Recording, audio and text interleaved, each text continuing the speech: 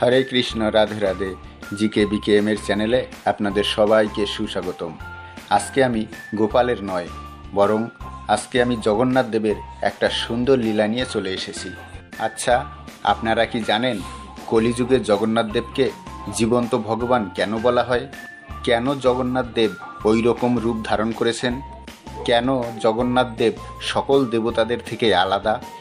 কেন তিনি কোটি কোটি ভক্তকে দর্শন দেওয়ার জন্য নিজেই নেমে আসেন পথে? জানেন কি? হয়তো জানেন, কিন্তু এর পেছনেও আরও অজানা অনেক তথ্য আছে। চলুন তাহলে আজকে আমি জগন্নাথ দেবের মর্তে আসার লীলাটা বলি। তাহলে আপনারা বুঝতে পারবেন কেন জগন্নাথ দেব এইরকম রূপ ধারণ করে, একদম অন্যরকম রূপ ধারণ করে কৃপাময়ী চেহারা নিয়ে আমাদের মর্তে এলেন সকল ভক্তবৃন্দের উপর কৃপা করতে। আশা করছি আজকের লীলাটা আপনাদের খুব ভালো লাগবে এবং আপনাদের হৃদয়কে স্পর্শ করতে পারবে। চলুন তাহলে ভিডিওটি শুরু করা যাক। ভিডিওটি শুরু করার আগে আপনাদের কাছে আমার ছোট্ট একটি অনুরোধ, যদি আপনারা আমার চ্যানেলে নতুন হয়ে থাকেন তাহলে প্লিজ চ্যানেলটা সাবস্ক্রাইব করে রাখুন এবং পাশে থাকা বেল বাটনটি প্রেস করে রাখুন আমাদের পরবর্তী ভিডিও পাওয়ার জন্য এবং আমার সঙ্গে থাকার জন্য। একদিন নারদমুনি জিজ্ঞাসা করলেন ভগবান ব্রহ্মাদেবকে যে শ্রীকৃষ্ণ সবথেকে বেশি কাকে ভালোবাসেন। তখন ব্রহ্মাদেব নারদকে বললেন, এই কথা জানতে হলে তোমাকে মর্তে যেতে হবে। এখন ভগবান শ্রীকৃষ্ণ দ্বারকাতে আছেন, সেইখানে গেলেই আপনি জানতে পারবেন যে ভগবান শ্রীকৃষ্ণ সবথেকে বেশি কাকে ভালোবাসেন। নারদমুনি এই কথা শুনে মর্তে চলে এলেন। তখন চলছিল দাপর যুগ এবং ভগবান শ্রীকৃষ্ণ লীলা করছিলেন দ্বারকায়।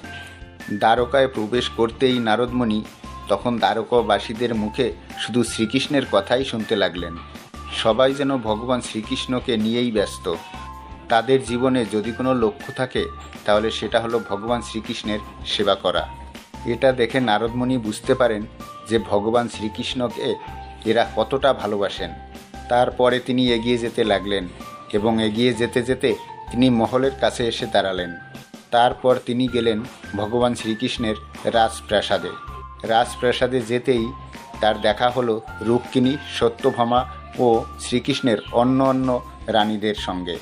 তারা নারদমুনিকে দেখেই চিনতে পারলেন এবং নারদমুনিকে প্রণাম জানিয়ে আহ্বান করলেন বাড়িতে আসার জন্য এবং তাকে সম্মান জানিয়ে নিয়ে এলেন আসন গ্রহণ করার জন্য। তিনি যখন রাজপ্রাসাদে প্রবেশ করছিলেন তখন রাজপ্রাসাদের প্রত্যেকটা মানুষের মধ্যে তিনি শুধু কৃষ্ণ নামই শুনছিলেন। তারপর তিনি যখন আসন গ্রহণ করলেন তখন রুক্মিণী, সত্যভামা ও শ্রীকৃষ্ণের অন্যান্য রানীদের মধ্যে শুধু শ্রীকৃষ্ণের কথা বলতেই যেন তারা ব্যস্ত। এইসব দেখে নারদমুনি রুক্মিণীকে বললেন, আপনারা কত ভাগ্যবান, আপনারা ভগবান শ্রীকৃষ্ণকে কতটা ভালোবাসেন এবং ভগবান শ্রীকৃষ্ণ আপনাদের এতটা ভালোবাসে, তাই আপনারা সবসময় ভগবান শ্রীকৃষ্ণের গুণগান করতে থাকেন। সত্যি আপনারা খুবই ভাগ্যবতী এবং এই দ্বারকা নগরীতে যারা আছেন তারা সত্যি কত ভাগ্যবান। ভগবান আপনাদের কত ভালোবাসেন যা কল্পনাও করা যায় না।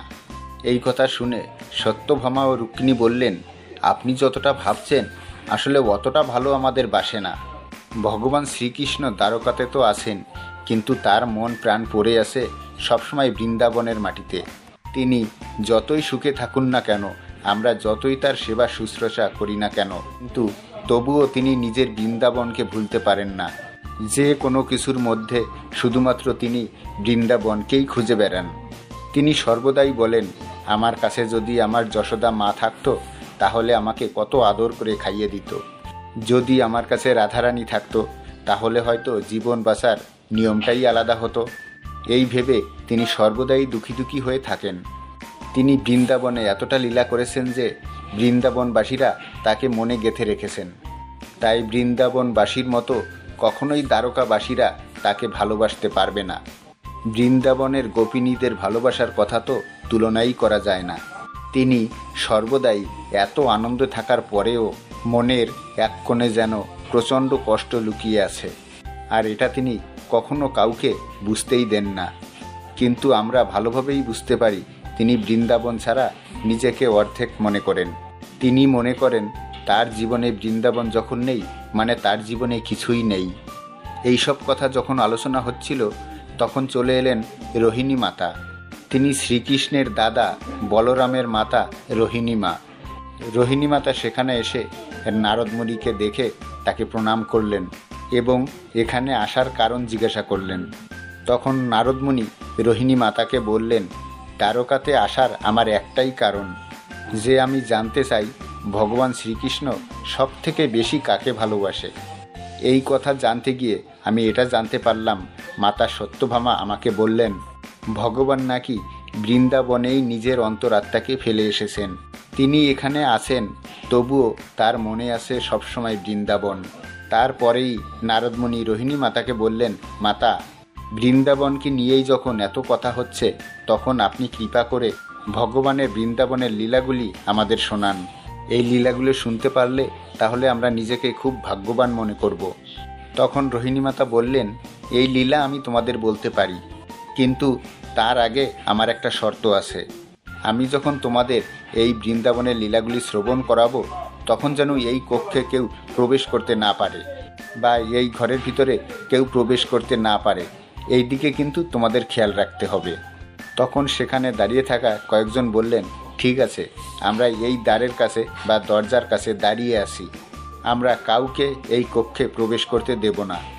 এই বলে কয়েকজন গিয়ে দরজার কাছে দাঁড়িয়ে গেলেন। তখন রোহিণী মাতা বলতে শুরু করলেন বৃন্দাবন শ্রীকৃষ্ণ থাকাকালীন তার সুন্দর সুন্দর লীলা কথা।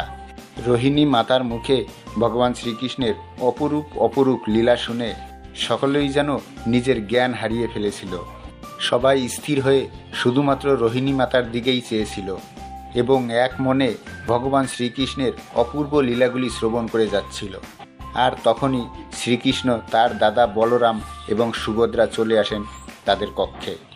কিন্তু যারা দ্বাররক্ষী হয়ে দরজার কাছে দাঁড়িয়েছিল, যারা বলেছিল আমরা এই ঘরে কাউকে প্রবেশ করতে দেব না, তারাও লীলাগুলি শুনতে শুনতে এতটাই বিভোর হয়ে গিয়েছিল যে তারা বুঝতেই পারেননি যে ভগবান শ্রীকৃষ্ণ দাদা বলরাম ও সুভদ্রা বোন ঘরে চলে এসেছেন। সেই অপূর্ব লীলাগুলি এতটাই মনোমোহক ছিল যে ভগবান শ্রীকৃষ্ণ, দাদা বলরাম এবং বোন সুভদ্রা এই লীলাগুলি শুনে তারা গলতে শুরু করে। লীলার প্রেমে তারা তিন ভাই বোন এমনভাবে গলে যায় যে হাত পাত নাক মুখ চোখ তাদের বড় বড় হয়ে যায় এবং হাত পা সব কিছু গলে যায়। তখনই নারদমুনি লক্ষ্য করেন যে গৃহে ভগবান শ্রীকৃষ্ণ, বলরাম ও বোন সুভদ্রা চলে এসেছেন এবং তারা সম্পূর্ণভাবে গলতে লেগেছেন লীলার প্রেমে। লীলার কথায় তিনজনকে এভাবে গলতে দেখে নারদমুনি খুবই ভয় পেয়ে যান। নারদমুনি তখন ভাবতে লাগেন, ভগবান শ্রীকৃষ্ণ, বোন সুভদ্রা এভাবে যদি গলে যায় তাহলে বিশ্ব ব্রহ্মাণ্ড চালন করা তো খুবই অসম্ভব হয়ে যাবে। এই বিশ্ব ব্রহ্মাণ্ড দ্বারকা ভূমিকে কে পরিচালনা করবে? তাহলে ইতিহাস বদলে যাবে, তাই আমাকে এটা থামাতে হবে। তখন নারদমুনি রোহিণী মাতাকে বলেন, মাতা, আপনি এই লীলাগুলি এক্ষুনি এখানেই সমাপ্ত করুন, না হলে যে এই বিশ্ব ব্রহ্মাণ্ডে ঘোর বিপদ নেমে আসতে চলেছে। এই কথা শুনেই রোহিণী মাতা নিজের লীলা বলাটা সমাপ্ত করে দেন। আর যেই না লীলাটি সমাপ্ত করেছেন, তখনই অমনি ভগবান শ্রীকৃষ্ণ, দাদা বলরাম ও বোন সুভদ্রা আবার নিজের রূপে চলে আসেন। কিন্তু সেই অপূর্ব রূপ একমাত্র নারদমুনিই দর্শন করেছিলেন, আর কেউ করেননি। ভগবানের এরকম রূপ দেখে নারদমুনি ভগবানের কাছে অনুরোধ করেন যে ভগবান, আপনার এরকম রূপের দর্শন শুধুমাত্র আমি নয়, সকলে যেন করতে পারে। একমাত্র আপনি কৃপা করে পারেন সকলকে এই রূপ দর্শন করাতে। নারদমুনির এরকম কথা শুনে ভগবান শ্রীকৃষ্ণ তাকে বলেন, তথাস্তু, তোমার ইচ্ছা পূর্ণ হবে কলিযুগে। যখন কলিযুগ আসবে তখন আমি কলিযুগে জগন্নাথ রূপে পুরীধামে জন্মগ্রহণ করব এবং আমার দর্শন মাত্রই সমস্ত ভক্ত, অভক্ত ও সমস্ত পাপীরাই পাবে উদ্ধার। এবং তারপরেই ভগবান কলিযুগে আসেন জগন্নাথ দেব রূপে আমাদের উদ্ধার করতে। সেই কারণেই জগন্নাথ দেবকে জীবন্ত ঈশ্বর বলে মনে করা হয় এই কলিযুগে। এবার আপনাদের বলি, ভগবান জগন্নাথ দেব কেন নিজে রাস্তায় নেমে আসেন সকল ভক্তকে উদ্ধার করতে। জগন্নাথ পুরী ধামে অনেকেই প্রবেশ করতে পারে না, কারণ সেখানে অনেক বাধা নিষেধ আছে। তাই ভগবান ঠিক করলেন, আমি যেহেতু নারদমুনিকে কথা দিয়েছিলাম সমস্ত ভক্তকে উদ্ধার করতে মর্তে যাব, বিশ্বের প্রতিটি মানুষ আমায় দর্শন করতে পারবে। কিন্তু যখন তিনি দেখলেন প্রতিটা মানুষ তাকে দর্শন করতে পারছেন না, যারা দর্শন করতে পারছেন না তারা উদ্ধার কিভাবে পাবে, তাই ভগবান জগন্নাথ দেব, দাদা বলরাম ও বোন সুভদ্রা কোটি কোটি লোকের ভক্তের ভিড়ের মধ্যে বেরিয়ে আসেন রাস্তায় ভক্তকে উদ্ধার করার জন্য, তাদেরকে দর্শন দেবার জন্য। জগন্নাথ দেবের দর্শনেই কোটি কোটি মানুষ পায় নিজের পাপ কর্ম থেকে মুক্তি। প্রতি 12 বছর অন্তর তাদেরকে নবরূপে প্রতিষ্ঠিত করা হয় ভগবান জগন্নাথ দেব, বোন সুভদ্রা ও দাদা বলরামের, যাকে নবকলবর বলা হয়। জগন্নাথ দেব প্রতি বছর তার মাসির বাড়ি অর্থাৎ গণ্ডিচা মন্দিরে যান রথযাত্রা মহা উৎসবকে পালন করার জন্য। সব থেকে আশ্চর্য ব্যাপার, জগন্নাথ মন্দির থেকে তার মাসির বাড়ি অর্থাৎ গণ্ডিচা মন্দির মাত্র 3 কিলোমিটার দূরে অবস্থিত, কিন্তু সেখানে জগন্নাথ দেবকে পৌঁছাতে 1.5 থেকে 2 দিন সময় লেগে যায়। কারণ জগন্নাথ দেব খুব ধীরে সুস্থেই সেখানে যান, যাতে প্রতিটা মানুষ তাকে দর্শন করতে পারে। সেই কারণে জগন্নাথ দেবের যাত্রা দুপুরবেলাতেই শুরু হয় এবং সন্ধে হবার সাথে সাথে বলরাম, সুভদ্রা ও জগন্নাথ দেবের রথ সেখানেই থেমে যায় এবং তারা 3 জনে সেখানেই বিশ্রাম করেন। পরের দিন সকালে আবার পুজো অর্চনা শুরু করার পর তারপর তারা দুপুরবেলা যাত্রা শুরু করেন। এভাবেই তিনি মাসির বাড়িতে 7 দিন থাকেন এবং সেখান থেকে ফিরে আসেন নিজের বাড়িতে উল্টো রথের দিন।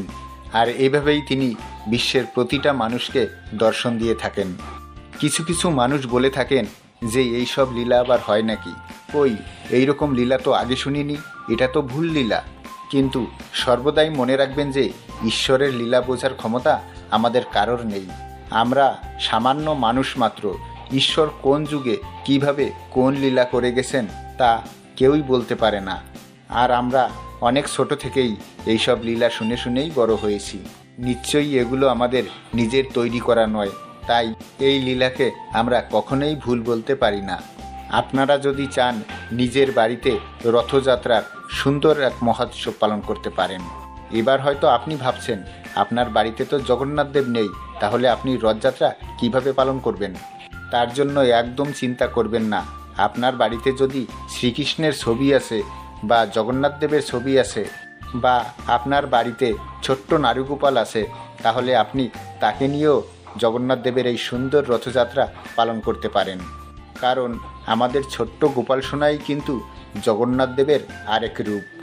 যারা ভাবছেন আমাদের বাড়িতে তো জগন্নাথ দেব নেই, তাহলে আমরা রথযাত্রা কি করে পালন করব, তারাও কিন্তু এবার নিজের জগন্নাথ দেবের সঙ্গে, নিজের গোপাল সোনার সঙ্গে, নিজের কৃষ্ণের সঙ্গে, নিজের ভগবানের সঙ্গে সুন্দরভাবে এই রথযাত্রা মহা উৎসব পালন করতে পারবেন।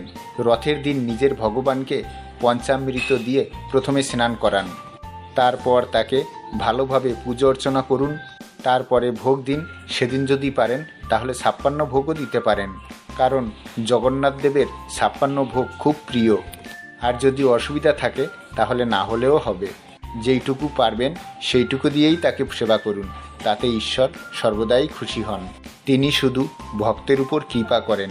যার দর্শন মাত্রই আমরা নিজেদের সমস্ত পাপ ধুয়ে ফেলতে পারি, সে হচ্ছে পরমেশ্বর ঈশ্বর। কোনো চিন্তার কারণ নেই, যতটুকু পারবেন ততটুকু দিয়েই আপনার ঈশ্বরকে আপনি সেবা করুন। এবার বলুন তো, আজকের এই সুন্দর জগন্নাথ দেবের লীলাটা বা তথ্যগুলো আপনাদের ঠিক কেমন লাগলো? যদি ভালো লেগে থাকে তাহলে প্লিজ ভিডিওতে একটা লাইক দিয়ে একটু বেশি বেশি করে শেয়ার করে দিন, যাতে প্রত্যেকে এই সুন্দর লীলাটি দর্শন করতে পারে ও শ্রবণ করতে পারে এবং জগন্নাথ দেবের এই সুন্দর লীলাটি জানতে পারে।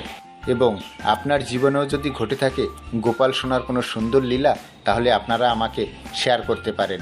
তাহলে এই চ্যানেলের মাধ্যমে আমি সেই ঘটনাটি প্রকাশ করব। তার জন্য আপনাকে যেতে হবে আমার চ্যানেলের অ্যাবাউট সেকশন বা ডিসক্রিপশন বক্সে। সেখানে দেখবেন আমার ইমেল আইডি মেনশন করা আছে। সেই ইমেলে পাঠালে আমি আপনাদের ঘটনাটা পেয়ে যাব। দেখা হচ্ছে পরবর্তী ভিডিওতে। এভাবে আপনার গোপাল সোনার সঙ্গে, আপনার পরিবারের সঙ্গে, আপনার ঈশ্বরের সঙ্গে সর্বদা হাসতে থাকুন, খেলতে থাকুন, সুখে সংসার করতে থাকুন। হরে কৃষ্ণ, রাধে রাধে।